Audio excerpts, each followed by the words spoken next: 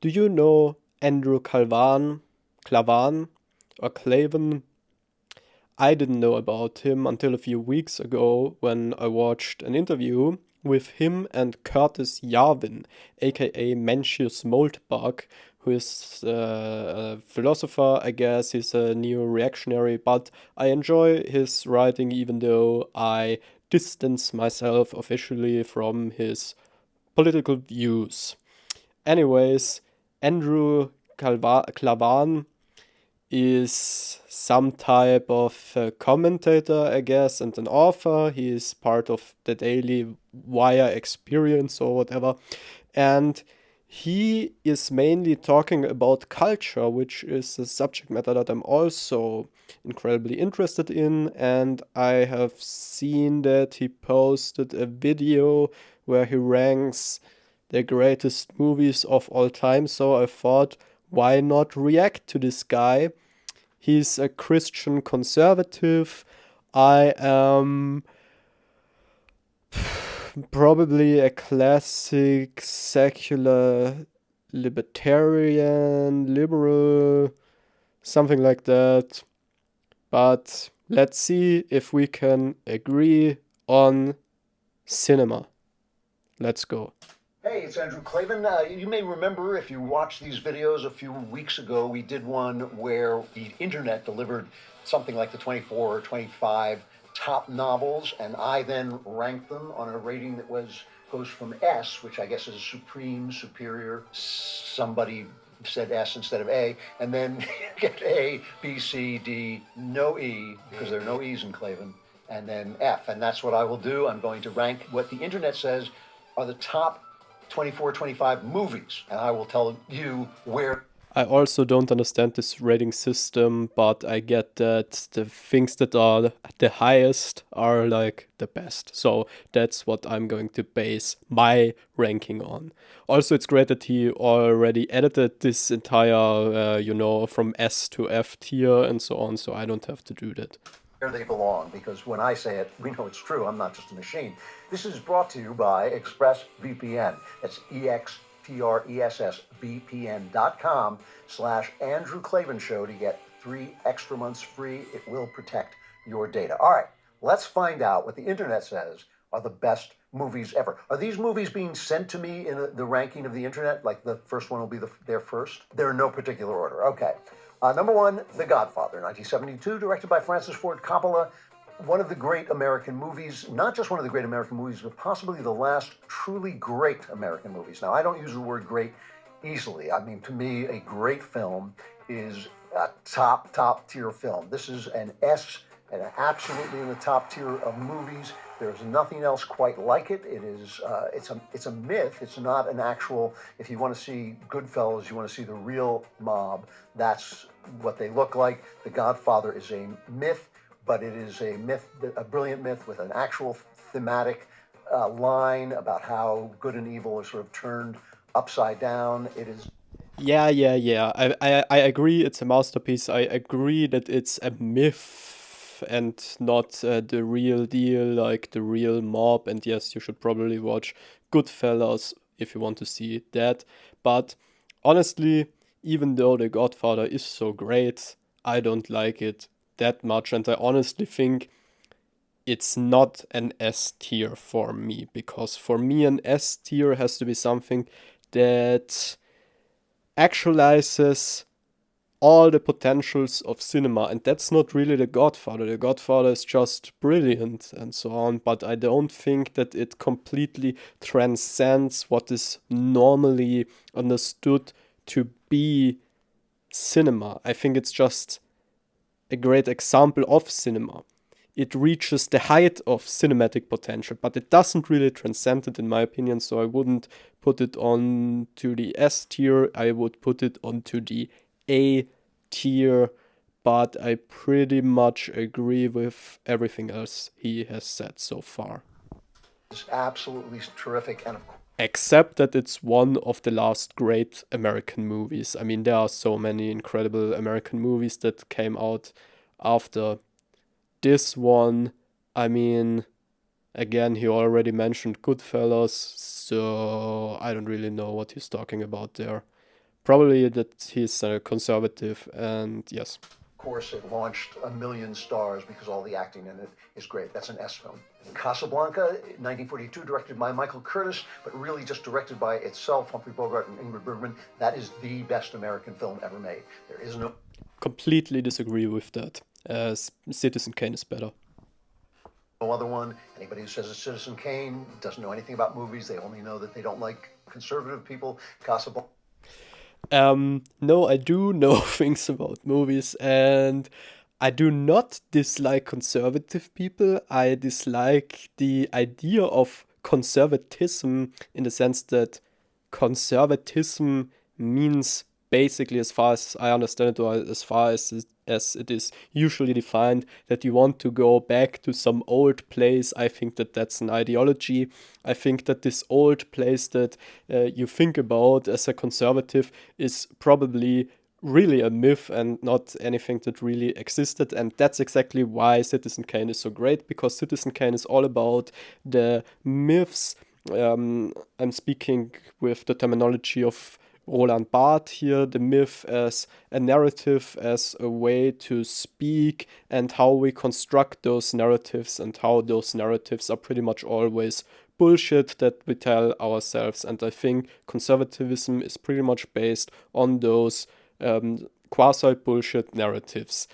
Uh, so yes, I like Citizen Kane a lot more than Casablanca, but it's still a great movie. But it's not the greatest movie of all time. It's like The Godfather. I would put it on the A tier in the sense that it's an incredible masterpiece and so on. It's a perfectly structured film and blah blah blah. But it doesn't transcend.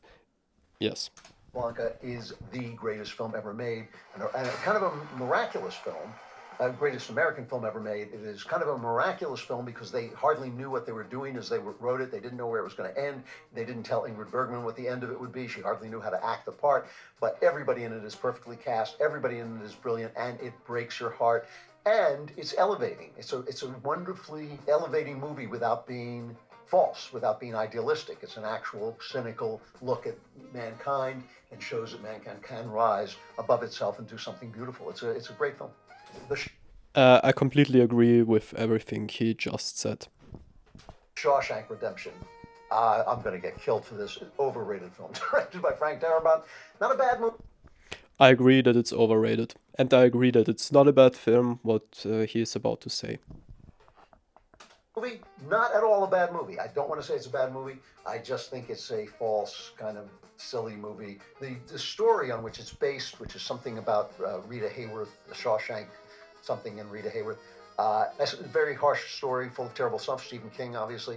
And the movie, I just have never understood why people love it so much. I would give it maybe a B minus. You know, it's a good film. I would watch it again, but I just don't think it's a great film in any way, shape, or form. And I don't know why it's so loved. 12 Angry Men.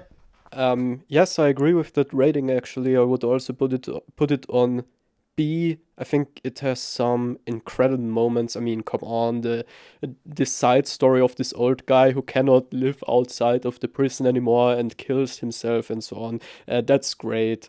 But yes, other than that, I basically agree with everything he said. And directed by Sidney Lumet, kind of a liberal, stalwart. It's a good movie, a strong movie. It's dated. I've never thought it was one of the top. I would never have put it in the top 25 movies. I will give that all. I'm being kind of nice after they dropped below A, because I really would have put The Shawshank Redemption as C, but C sounds mediocre. It's not. Shawshank is a good film. Angry Men is a good film. I would give this also a B. I would also give this one a B. I don't know why it's stated. Maybe the justice system in the US has changed. I mean, I would hope so. Sometimes I doubt it. But yes, again, I agree.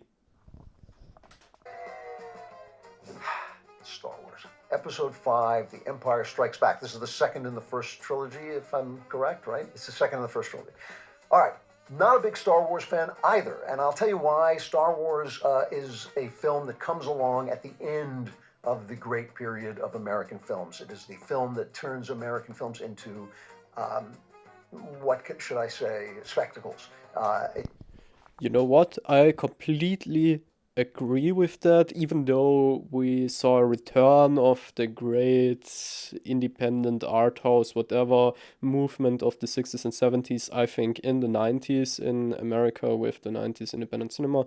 And also, it's not that black and white, obviously, but yes, Star Wars, I'm also not the greatest fan, but I really enjoy it, and I'm kind of surprised that he doesn't like it because it is basically the theories of Joseph Campbell and so on, and this entire idea of Jungian archetypes and those early Star Wars movies, the original trilogy, they basically steal everything that George Lucas loved to watch as a child and elevates it. And I think that's actually a pretty interesting Jungian and at the same time postmodern approach to filmmaking that comes from someone who is actually a really interesting, talented, and ambitious young filmmaker, namely George Lucas, who was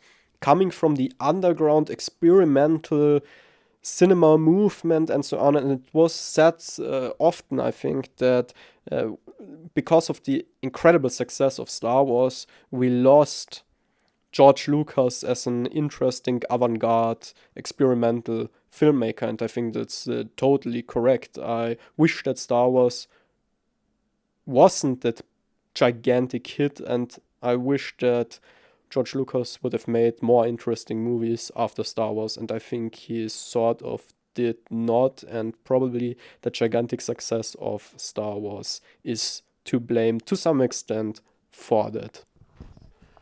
it is not that well written. It's not that well acted. It is not that well imagined, but it is fun to watch, and it's certainly rah rah and exciting and interesting. And so, if I'm literally going to have people showing up at my house with protest signs if I give it below an A, but I can't. It's just not. It's not a great movie as I think. What I think of as great movies. I'm going to give it a B as well. I actually also agree with that rating, probably. Yes, I mean, it's incredible, but it isn't sublime, right? In the way that The Godfather is, for example, sublime. I mean, in The Godfather, we have like someone looking at someone, and it's like the most epic thing ever. In this movie, we have action scenes that are maybe as epic, but not as sublime, not as beautiful or elegant, I think. So I understand where he's coming from, I think, in that case. Does it make sense that the same company that controls half of online retail also No. passively eavesdrops on your private conversations at home? It's time to put a layer of protection between your online activity, EastPN.com/Andrew Clavin So we are Show going right now we are going to talk about Chinatown next. to learn more. Chinatown, directed by Roman Polanski, starring Jack Nicholson, Faye Dunaway. Chinatown is a really good film, and the score is one of the great scores in American filmmaking. I have not seen this movie for a very long time. I cannot remember the score at all, so I'm not going to disagree maybe a little bit. I mean, with Star Wars, I actually will always remember the score, obviously. With this film, I remember one scene when Jack Nicholson is having sex with Faye Dunaway or something, and then they talk a little bit in bed, and there the score is like these minimalistic, slow piano notes and so on. That's an incredibly sublime scene. So he's probably right, but I just can't remember all that much about the movie. I liked it somewhat, but I'm definitely not in love with it at all. But obviously, this is a list that favors modern films because Chinatown is a riff on old films that are better than it was and much more central to American movie making. You know what? He is actually right. Most people would now say, oh my god, this is just a conservative bias and he is contractually obligated to, I don't know, hate modernity or whatever. But yes, he is right. Chinatown is a modern movie. Maybe it's even a postmodern movie. No, it's probably just a modern movie, but he is right about it. That's modern cinema because most people would disagree because this movie is from the 70s, but modern doesn't mean that it's from the last 5 years or anything like that. There are specific definitions for terms like modern, postmodern, classic, second modernity, or something like that. I mean, I'm also not really sure how those terms really function, but yes, he is correct with that statement, but I'm not really sure that this list is what he says it is. Films like, well, I won't say Casablanca, but The Big Sleep, certainly The Maltese Falcon, which is a far, far better film than Chinatown. But it is a good movie. I have not seen those movies. It has a wonderful interweaving of history with fiction, and again, great score. I'll give this one an A minus. Yeah, I'll put it A. Parasite. I don't even know what I would give Chinatown. Probably an A or an B, but I have to watch it again. Okay, Parasite, yeah. Directed by Bong Joon-ho, which I have seen. I thought it was okay. I give it a C. I thought I thought it was an interesting look. We don't get to see Korea all that much. We don't get to see Korea make South Korea obviously parodying itself, satirizing the injustices in its society, and so I liked it. I thought it was good, and but it's not a great movie. I'll give it a C. Um, I don't know. I think this is actually a great movie. I probably would give it an A or even an S because this movie has what I talked about. It is trying to transcend the boundaries of cinema. For example, there is this gigantic window that the rich family has, and they are looking outwards when it's raining, and the poor family gets flooded by the rain, and the rich family sees it through this gigantic window, which suspiciously has like a cinema format. So it's almost as if Bong Joon-ho is trying to reflect on the way we as the audience members are looking at this movie from a specific class perspective, and how cinema is reflective of a certain class perspective and so on. So there's this gigantic philosophical discourse about reality, class, economics, cinema, the human condition, perspectives, and so on. So, and it's doing this in many ways incredibly subtle, and it's also just technically and so on perfectly constructed, I think. So, yes, this one might get an S tier rating from me. List is weighted far too much toward the modern. It is bigoted toward the modern. Citizen Kane, directed. I don't know how you can honestly say that. It's bigoted against a modern. What the heck does that even mean? I think he is contractually obligated to rave against probably what he thinks is like the woke culture or whatever. By Orson Welles. Citizen Kane, which I've watched again only recently, is certainly a brilliant piece of technical work. The filming of it is brilliant. The staging of it is brilliant. And would I put it in the top 10 movies? It's close. I'm going to give this either an A or an S.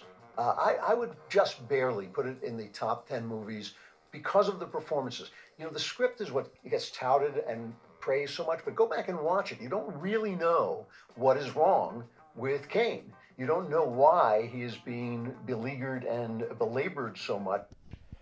Okay, I mean, I'm not hearing the argument here. You mean the script is not that good because the audience he himself, I guess, doesn't understand a certain thing about the character? Doesn't he understand that it's not basically the function of a script necessarily to explain everything about the characters? Some things just can't be mysteries and have to be mysteries to function better. So I would put this movie definitely into the S tier. I think the acting is maybe one of the weakest parts of this movie, and the acting is fucking phenomenal. I mean, watch Orson Welles, who was like 25 when he shot this film, and he is playing the main character, and he is playing Charles Foster Kane through the ages from age like 25 to age 65 or something, and he's doing it completely seamlessly. But it's still not, I think, one of the greatest top 10 performances of all time or anything like that. But the technical innovations and the script, I think, are really the most interesting and brilliant things about this film. I mean, every shot is impressive, every edit is impressive, and it gets into the C tier easily because, again, it is a philosophical reflection on the greatest questions of life, and it is that purely through the cinematic form. It's reflecting on, as I've already said, the way reality functions, maybe functions, and the way humans try to interact with reality but never quite succeed, and the way humans have to make up narratives or construct narratives even subconsciously to organize their existence and the implications that come with that incredibly existential, epistemological, ontological, methodological questions that this movie explores elegantly and seamlessly through pure visuals, editing, and sound, lighting. Yes, it's just a brilliant piece of work that absolutely achieves to transcend what you would normally think cinema is. Except for the fact that he's based on Hearst, and Hearst was a conservative, and just like Trump, just like Reagan, just like all the other conservatives, they hated him. They just hated him. And Orson Welles was basically being praised for this, and never did anything to match it. Well, that's not true. Welles was a fantastic talent. So I'm going to put that in the S category. It's up there. But they hated him. I don't even know what it means. Who are they? Okay, again, I think he's just obligated to say something about politics and how conservative always get all this hate from them. I don't have anything more to say about this comment. But I always get annoyed because it's not number 1, 2, or 3, but it is a great film, so we'll call it an S. The Dark Knight, directed by Christopher Nolan, wonderful superhero film, probably the best of the superhero films, and certainly a really interesting, fun movie to watch. This is it's a harsh grade to give it a B, but to me that's still a good film. But I'll give it an A minus. It's certainly an exciting, deeply, darkly political film with great visuals and probably the best version of Batman there is. 2000. I agree that it's probably the best version of Batman there is, but that's only because Andy Warhol's Batman slash Dracula seems to remain lost still. Yes, it's a great movie. I would probably give it a B because, again, it is not this transcendent masterpiece, obviously. And it's also not an A tier because if I put The Godfather on A tier, it's again because of the sublime quality of The Godfather that I can actually say, okay, someone is looking somewhere, and it's incredibly touching and epic and philosophical and so on in a weird, almost quasi-religious, as I've said, sublime way, and I don't really see that in The Dark Knight. But Christopher Nolan, I will give him that, is a completely over and underrated filmmaker at the same time. Overrated because there are people who say he's the greatest director of all time, which he isn't, and underrated because those same people usually then say he's the greatest director of all time because he makes super cool movies and so on, and that's completely missing the point, and he's underrated because of that. Okay, let's go to 2001. On a Space Odyssey by Stanley Kubrick.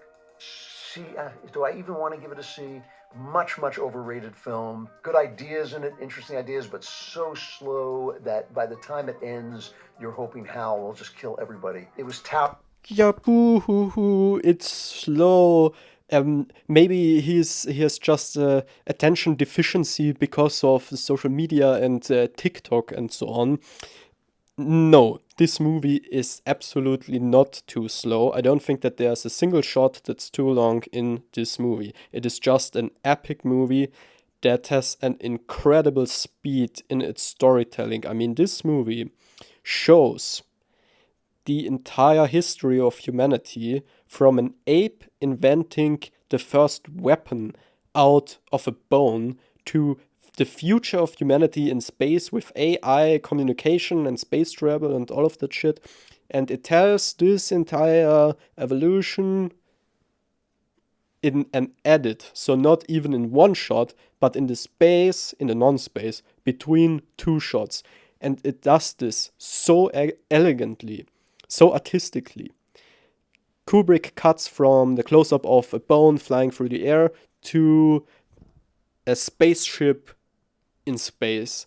And it's not out of place for this movie because this is simply how epic this movie is. And this is an absolute S tier.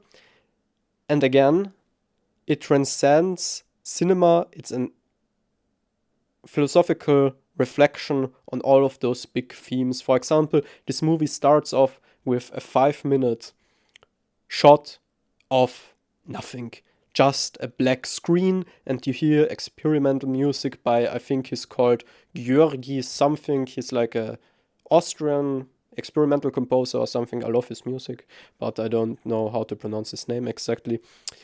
Anyways, which is ironic because I'm also from Austria.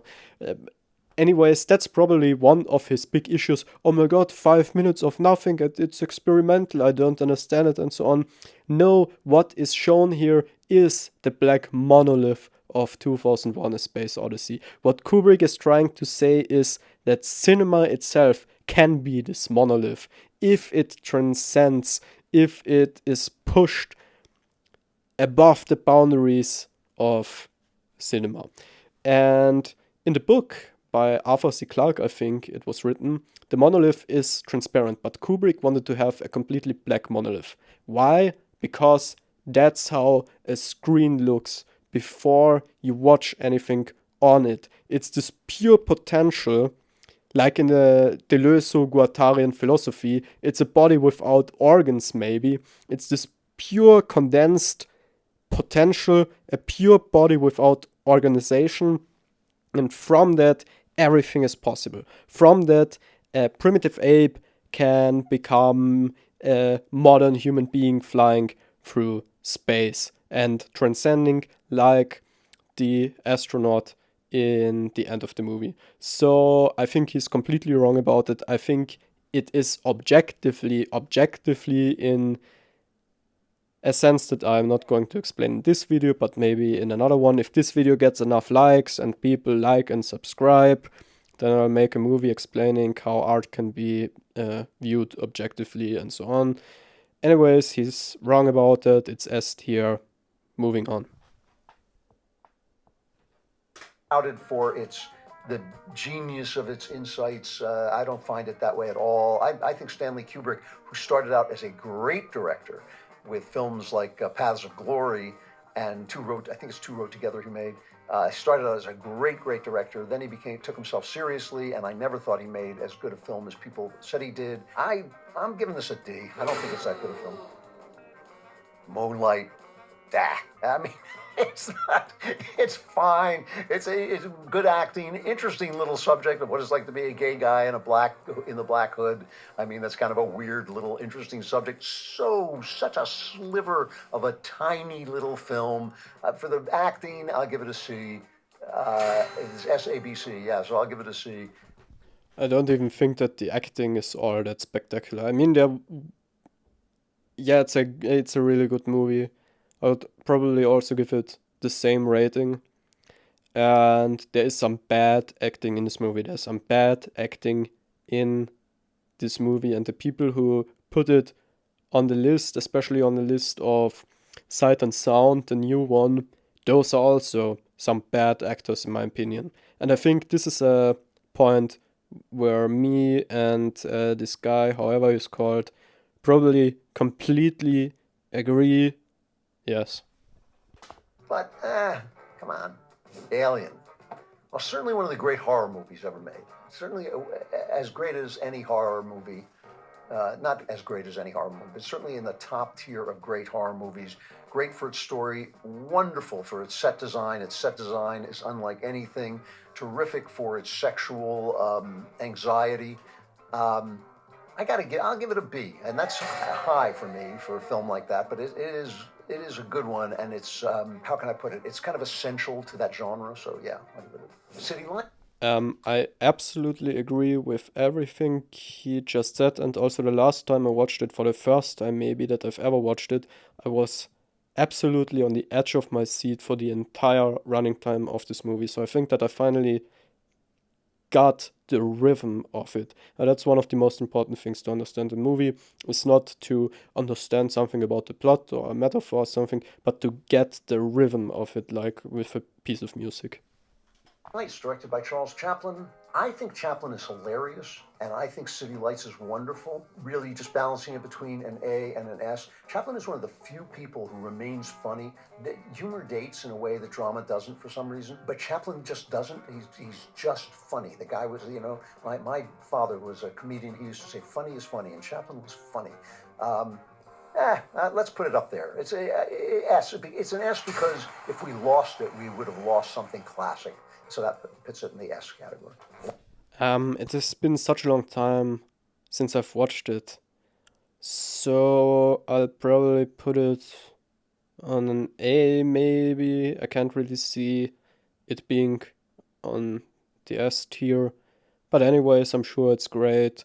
My favorite Chaplin movie is Gold Rush because it's so short, and there's a version, even though it is a silent film, there's a version with some audio commentary, some guy just explaining what the heck happens, and I prefer this one. The version where everything is explained and where you have a voiceover over the entire movie, because it's almost like an audiobook for children with incredible images that are just amazingly funny, and it's like 60 minutes or something like that. So yes, Gold Rush with audio commentary. Lawrence of Arabia is an S film. Lawrence of Arabia is a wonderful film because that's Peter O'Toole as the great Lawrence of Arabia by David Lean, one of the truly great directors.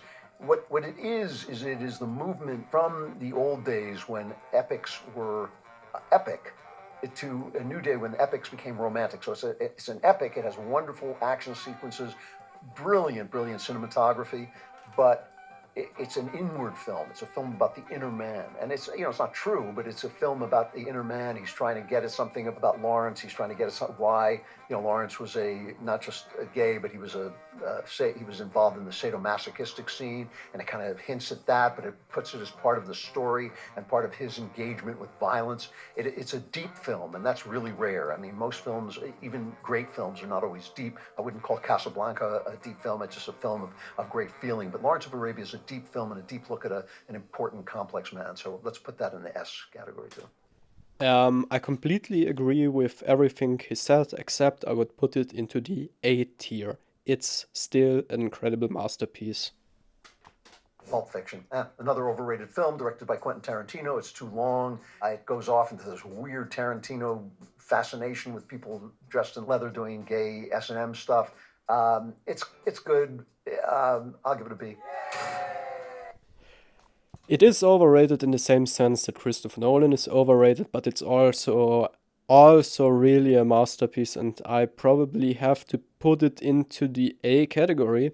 And I'm a little surprised that he doesn't like it a lot more, because I think it's actually one of the most important American movies about religion and faith and all of this shit and what is a miracle and God and all of that came out like probably ever. I think it's one of the most interesting movies about religion ever. Yeah, I think I think that's the case, and I would put it into the A tier. Or maybe even into the S tier, because there is a super strange reflection about cinema and reality and so on. But maybe it's a little bit too conventional in a postmodern sense. Anyways, I can't really decide. It's A tier for now. It doesn't completely transcend, but it's beautiful and it's sublime. Really sublime in a strange, pulpy, Tarantino-esque way. And Tarantino is also under and overrated in the same way Nolan is. Vertigo, an S film, one of the greatest films ever made, directed by Alfred Hitchcock, one of the greatest directors who ever lived. Almost a silent film in a deeply an era deeply committed to sound. Absolutely brilliant. Its major flaw, and this drove Hitchcock crazy, is that Grace Kelly should have been in it, but she had gotten married and she'd left show business. But just a brilliant, haunting nightmare of a film, a bizarre plot. I could talk about that forever. It's just one of my favorite films. Yes, I absolutely agree with that. But it's not one of my favorite movies. I actually don't really like it that much. Maybe I'm just.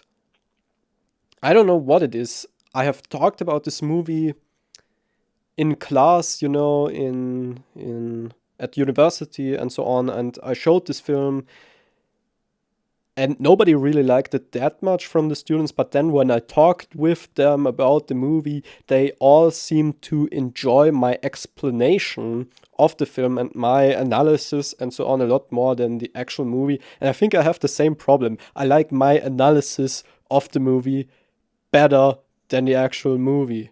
I just think that it's a little boring. Lord of the Rings trilogy, the closest But it still is an S tier. Okay, Lord of the Rings. we have come to a great movie since The Godfather. Just wonderful to watch. Takes a kind of overlong novel, just a very dense novel, and turns it into a riveting story. I'll give it an A.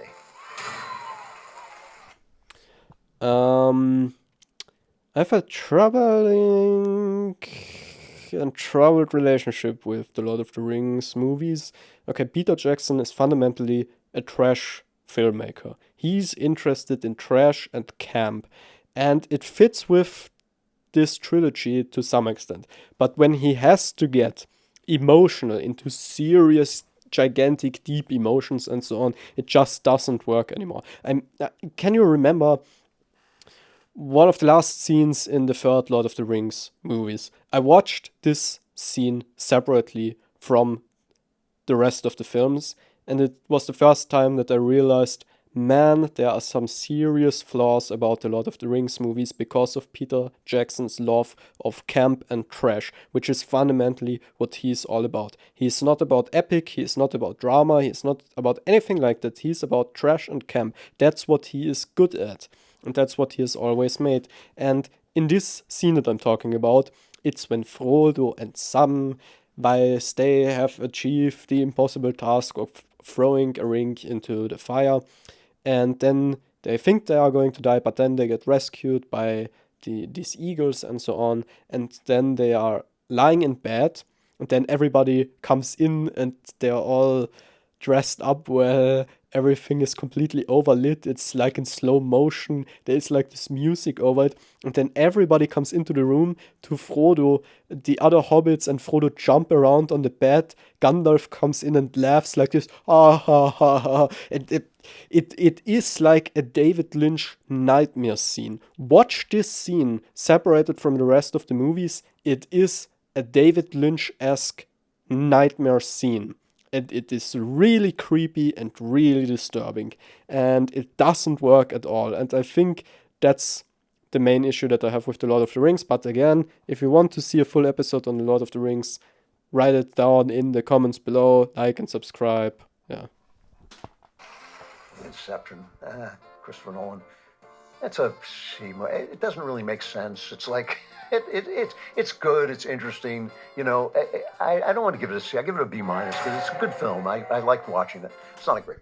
I think it's incredible, and I would give it maybe even an A or an B, probably something like that.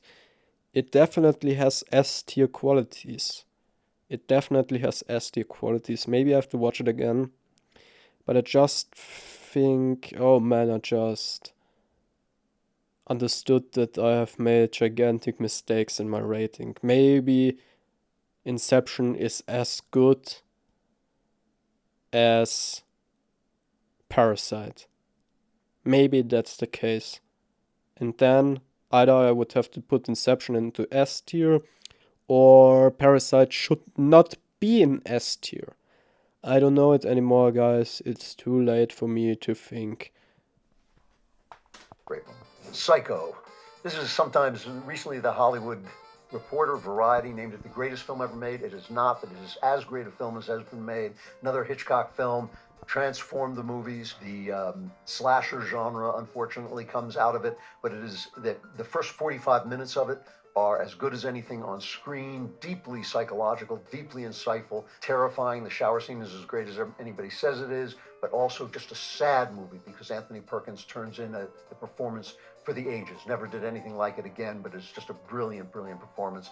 And every scene is riveting for that first 45 minutes, and the rest is, still iconic. It's an S film. It's one of the greats. I would probably put it at B. I haven't seen it for a long time and I never really liked it that much, especially the first half. I've always thought it was too long and I understood what it was going for, but I couldn't vibe with it until I saw the really bad but interesting remake by Gus Van Sant. It's like a shot-for-shot remake, but I think he made me understand the atmosphere of the first half, where this woman is like driving around, she has stolen this money, and I was never that interested in it in the original, but the remake is like so over the top that I finally understood the atmosphere of it. And going back to the remake, to the original, I understand the original now much better because of the remake. So if you don't like Psycho the original that much, you think it's underwhelming, maybe you should watch the remake and then go back to the original. I think you will enjoy it much more, and not only because the remake is sort of hilariously shitty. Black Panther. That was a D. It was boring. Cardboard. Everybody said you weren't allowed to say it. I said it, but obviously, but you weren't allowed to say it at the time because everybody called you racist. But it was I don't like superhero films anyway. They're stupid, and Black Panther is one of them. Good film. Black Panther, I think the entire premise, the entire context of this movie is so fucking boring that I didn't even see it. The only reason why I would watch it is because a bunch of neo-Nazis think that this movie is incredibly racist and they love it for that reason. So whenever someone says, oh, you didn't like Black Panther, you're racist, like he just did. No, there are a bunch of racists who love Black Panther because they feel understood and confirmed by that movie, because they read Black Panther as an intrinsically racist movie. And you know what? Maybe they are right, because movies don't have intrinsic meaning. You have to interpret meaning into them, and maybe it is as easy to interpret a racist meaning into a probably pretty stupid movie about African American culture or something like that, as it is to interpret an anti-racist meaning into that. It's a super interesting subject matter. If you want to hear more about it, like and subscribe. Fellas, that is I hesitate to put that on the S level with The Godfather. The Godfather is the romantic myth of the mafia, and The Goodfellas is the true story. You know what? It's still great. I'm making it an S. It's a great film. It is Scorsese's great film. It's the culmination of everything he did. He's never done anything better. The acting is great. It is riveting. You can watch it again and again. That's an S film. Look. No, Scorsese's small character studies, I think, are a lot better. Taxi Driver and Raging Bull are probably the greatest movies that Scorsese ever did, and Goodfellas, it took a long time for me to really vibe with that film, and I still don't vibe with it that much. I would probably give it maybe even a B. Yes, I cannot really remember being ever moved by it in any serious way, but I will give it that. It's a big budget Hollywood movie that has a utterly punk rock attitude. You even hear Sid Vicious at the end of the movie. and the entire way it's constructed, it's edited, it has such a punk rock style and attitude to it that I cannot but admire it. And yes, it is a masterpiece, obviously. So maybe I will give it an A tier for that. My entire system for the rating got out of hand right now, and I don't know what I'm doing anymore. Country for Old Men, directed by the Coen brothers. That's a very good film. That is a really, really solid film. You know, the Coen brothers come as close to the great directors as anybody working. Definitely give it an A. It's powerful, it's riveting, it's terrifying, and it's smart. Yeah, it's an A film. I completely agree with everything he just said. Raging Bull, overrated. It's the same scene over and over again. You slept with my wife. You slept with my effing wife. Did you sleep with my effing wife? On and on and on. It's a B. No, it's an A, and it's maybe really close to an S, but yes, this is a deeply interesting and intricate character study. Easily as good as a character study as Lawrence of Arabia, incredibly executed by Martin Scorsese.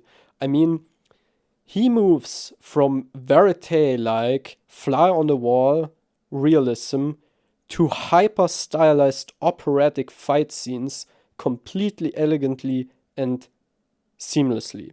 And by doing that, he is not just doing style for substance, but he's showing the inner life of an incredibly complex character through the means of cinema and through the means of his personal vision and style. And that's a great, great masterpiece that he created. One of his best movies and way better than Goodfellas. What is your favorite movie of all time? Right now, I would say probably Twin Peaks Fire Walk with Me because of personal reasons, because I really like the themes of drug abuse, sexual abuse. Abuse in general is something that I'm interested in, and I love David Lynch. I wonder what he thinks about David Lynch. Anyways, like and subscribe.